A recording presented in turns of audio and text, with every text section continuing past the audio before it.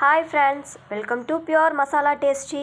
இன்றைக்கி நம்ம பியோர் மசாலா டேஸ்டியில் என்ன மசாலா பொடி பார்க்க போகிறோம்னா கறி மசாலா தாங்க பார்க்க போகிறோம். வாங்க பார்க்கலாம். ஃபஸ்ட்டு நம்ம கொத்தமல்லியை கொட்டி வறுத்து எடுத்துக்கலாங்க. கொத்தமல்லியை ஜஸ்ட்டு சூடேற பதத்தில் நம்ம வறுத்தமாக போதுங்க. சூடு ஏறிடுச்சுன்னா நம்ம வேறு பாத்திரத்தில் மாற்றிக்கலாம். ஏன்னா நம்ம இதெல்லாம் வறுத்து எடுத்ததுக்கப்புறம் வெயிலில் நம்ம வச்சு அது நல்லா வரமிளகாலாம் உடையிற ஸ்டேஜில் தான் நம்ம மசாலா பொடியை அரைக்க போகிறோம். அதனால் இப்போ உடையிற பதத்துக்கு இருந்தாவே போதும். வெயிலில் நல்லா கொத்தமல்லி காஞ்சிக்குங்க. எந்த ஒரு மசாலா பொடியுமே வறுத்து எடுத்தோமா வெயிலில் வச்சு தாங்க அரைக்கணும். அப்போ தான் அது சீக்கிரம் பூச்சி வைக்காது. இப்போ நம்ம அடுத்ததாக என்ன ஆட் பண்ண போகிறோம்னா வரமிளகா தாங்க ஆட் பண்ண போகிறோம். இப்போ வரமிளகாவை நம்ம கொட்டி வறுத்து எடுத்துக்கலாங்க.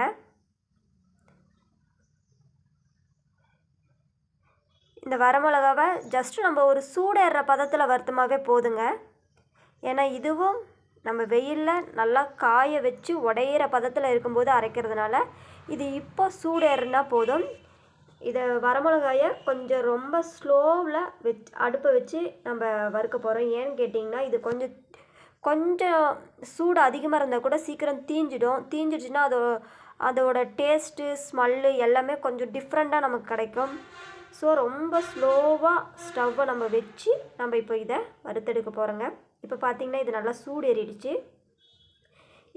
தொட்டிங்கனாவே அதை உங்களை ஃபீல் பண்ண முடியும். இப்போ வேறு பாத்திரத்தில் மாற்றிக்கலாங்க.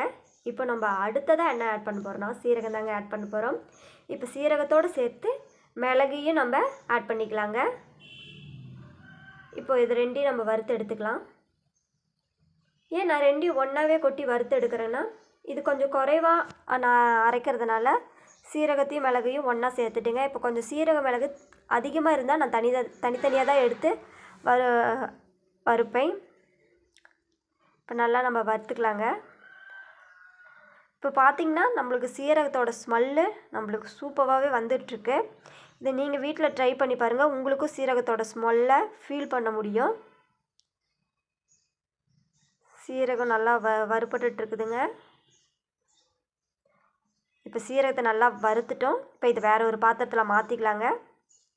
இப்போ நம்ம அடுத்ததாக என்ன ஆட் பண்ண போகிறோம்னா சோம்பு தாங்க ஆட் பண்ண போகிறோம். இப்போ சோம்பை கொட்டி நம்ம நல்லா வறுத்து எடுத்துக்கலாங்க. சோம்பு நல்லா வறுத்துட்டோம். இப்போ அடுத்ததாக நம்ம அன்னாசிப்பூ, ஜாதிபத்திரி, ஏலக்காய், கிராம்பு எல்லாம் கொட்டி வறுத்து எடுத்துக்கலாங்க. இப்போ இதுலேயே நம்ம பட்டையும் ஆட் பண்ணிக்கலாங்க.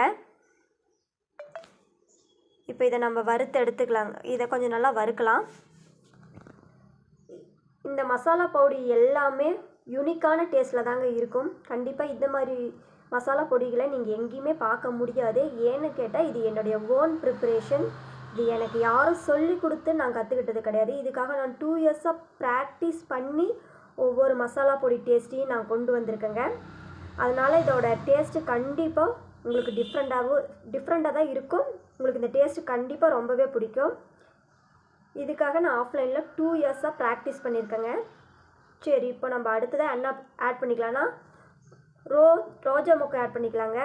ரோஜா மொக்கு ரொம்பவே உடம்புக்கு நல்லதுங்க. இது ஸ்கின்னுக்கு ரொம்ப ரொம்ப நல்லதுங்க. இப்போ வறுத்துக்கலாம். நான் 2 இயர்ஸாக ப்ராக்டிஸ் பண்ணேன்னு சொன்னேன் இல்லைங்களா. எனக்கு 2 இயர்ஸாக ப்ராக்டிஸ் பண்ண மணி ஏது அப்படின்னு கேட்டால் நான் சைடு இன்கம் பிஸ்னஸ் ஒன்று பண்ணிகிட்ருக்கேங்க. அதிலிருந்து வர வருமானத்தில் தான் நான் இந்த மசாலா பொடிகளுக்கு தேவையான பொருட்களை வாங்கி நான் ட்ரை பண்ணுவேன். இப்போ நம்ம அடுத்ததாக சுக்கு தாங்க ஆட் பண்ணிக்க போகிறோம். சுக்குமே ரொம்ப மருத்துவ குணம் வாய்ந்ததுங்க. உடம்புக்கு அவ்வளோ நல்லது. இதை பார்த்திங்கன்னா நான் நிறையா என்னுடைய மசாலா பொருட்களை சுக்கு ஆட் பண்ணி தான் நான் நிறையாவே ட்ரை பண்ணியிருப்பேன். இப்போ சுக்கை ரொம்ப வறுக்கணுன்றதில்ல, ஜஸ்ட்டு சூடேறனா போதுங்க. இப்போ இதை வேற ஒரு பாத்திரத்தில் மாற்றிக்கலாம். நம்ம கசகசாவை ஆட் பண்ணிக்கலாங்க. இப்போ கசகசாவை நம்ம நல்லா வறுத்து எடுத்துக்கலாம். நான் மசாலா ப்ராக்டிஸ் பண்ணியிருக்கேன்னு சொன்னேன் இல்லைங்களா. நான் எப்படி ப்ராக்டிஸ் பண்ணன்ற ஜேர்னலை நான் உங்களுக்கு நெக்ஸ்ட் டைம் ஒரு வீடியோவாக எடுத்து போடுறேன். நீங்கள் பாருங்கள், நான் எப்படிலாம் ப்ராக்டிஸ் பண்ணேன்னு உங்களுக்கு தெரியும். நான் ஒவ்வொரு மசாலா பொடிக்குமே அவ்வளோ இம்பார்ட்டன்ஸ் கொடுத்து நான் 2 இயர்ஸாக ப்ராக்டிஸ் பண்ணி ஒவ்வொரு டேஸ்ட்டையும் யூனிக்காக கொண்டு வந்திருப்பேன். இதோட டேஸ்ட் ரொம்பவே உங்களுக்கு பிடிக்கும்.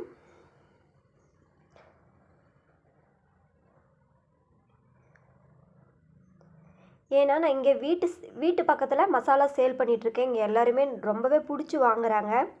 நான் இந்த ஒரு கசகசாவை நல்லா வறுத்துட்டோம். இப்போ இது வேறு ஒரு பாத்திரத்தில் நம்ம மாற்றிக்கலாம். இதுக்கு முன்னாடி நிறைய டைம் நான் மசாலா பொடிலாம் ப்ராக்டிஸ் பண்ணியிருக்கேன். நிறைய டைம் செஞ்சு கொடுத்துருக்கேன். அதோட டேஸ்ட்டு ஃபஸ்ட்டு நான் தாங்க வீட்டில் ட்ரை பண்ணி பார்ப்பேன். எனக்கு அதோட டேஸ்ட் கம்ஃபர்டபுளாக இருந்தால் மட்டும்தான் அந்த டேஸ்ட்டை நான் ஃபைனல் பண்ணுவேன். மற்றவங்க வந்து ஒரு சிலருக்கு பிடிக்கும், ஒரு சிலருக்கு பிடிக்காது. அப்படி இருக்கிறதையும் நான் வரவங்ககிட்டலாம் ரிவ்யூ கேட்டுக்குவேன். எப்படி இருக்குது டேஸ்ட்டு, இந்த டேஸ்ட்டில் ஏதாச்சும் சேஞ்ச் பண்ணுமா, இல்லை இதுவே ஓகேவா அப்படின்னு நான் யாருக்கு வந்து மசாலா பொடியை சேல் பண்ணாலும் மறுபடியும் அவங்க என்கிட்ட வந்து வாங்கும்போது நான் கேட்டுக்குவேன். அக்காக்கா லாஸ்ட் டைம் வாங்கினீங்கல்ல அந்த மசாலா பொடி டேஸ்ட்டு ஓகேவா, ஸ்மெல்லு ஓகேவா, கலர்லாம் ஓகேவான்ட்டு. இப்போ பார்த்திங்கன்னா நம்ம எல்லா பொருளையுமே வறுத்து எடுத்துட்டோம். இப்போ நம்ம கறி மசாலா பொடிக்கு தேவையானது அனைத்தையுமே வறுத்து எடுத்துட்டோம். இப்போ நம்ம கறி மசால் பவுடருக்கு பொருட்கள் ரெடி ஆயிடுச்சு. தேங்க்யூ.